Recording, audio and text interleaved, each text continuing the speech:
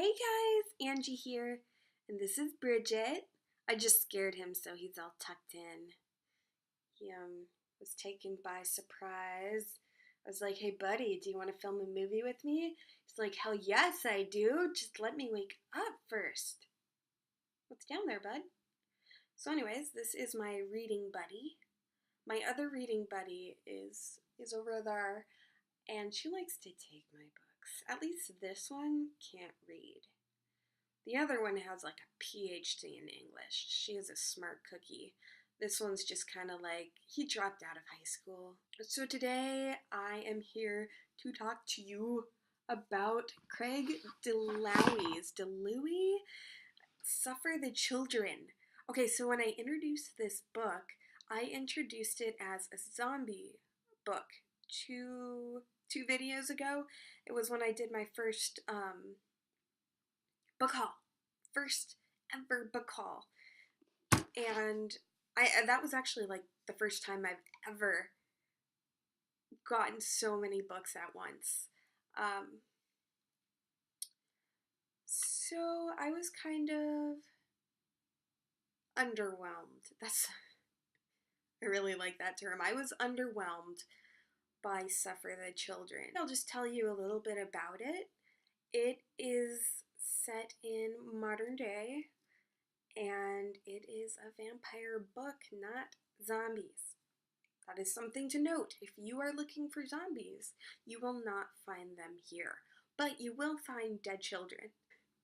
Oh man, this is so bad. All the children in the world die, like all at the same time-ish. Shouldn't say all at the same time. All the children die within like a day of each other.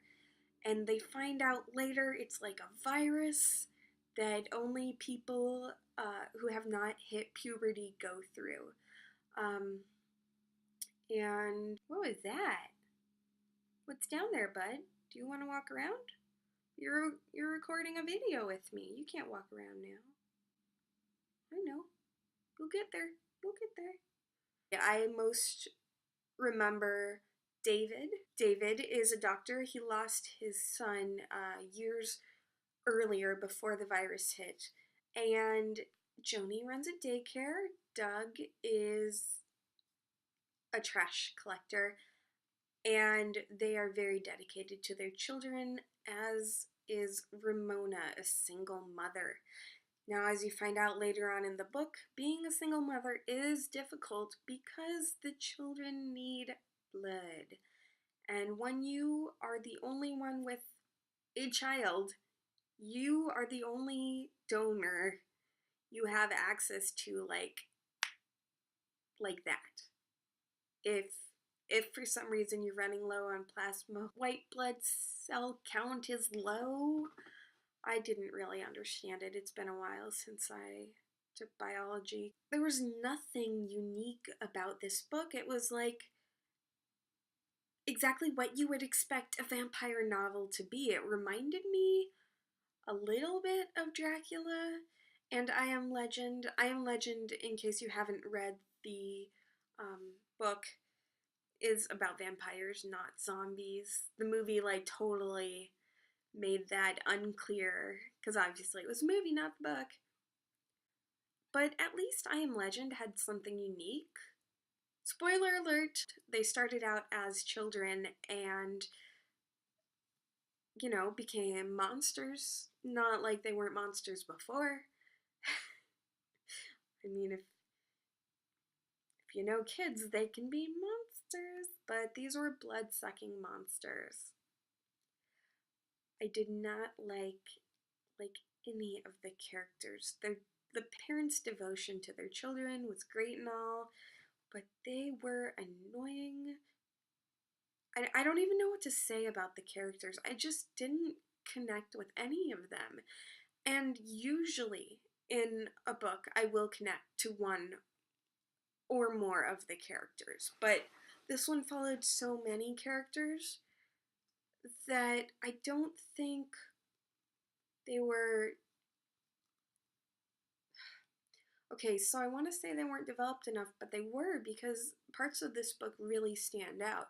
the parts about Ramona and Joni and Doug and David. Like, I remember them all very clearly. And they all faced different hazards during this vampire apocalypse. The way the book was, I should be holding this up. What's this, buddy? Not a huge fan of the cover.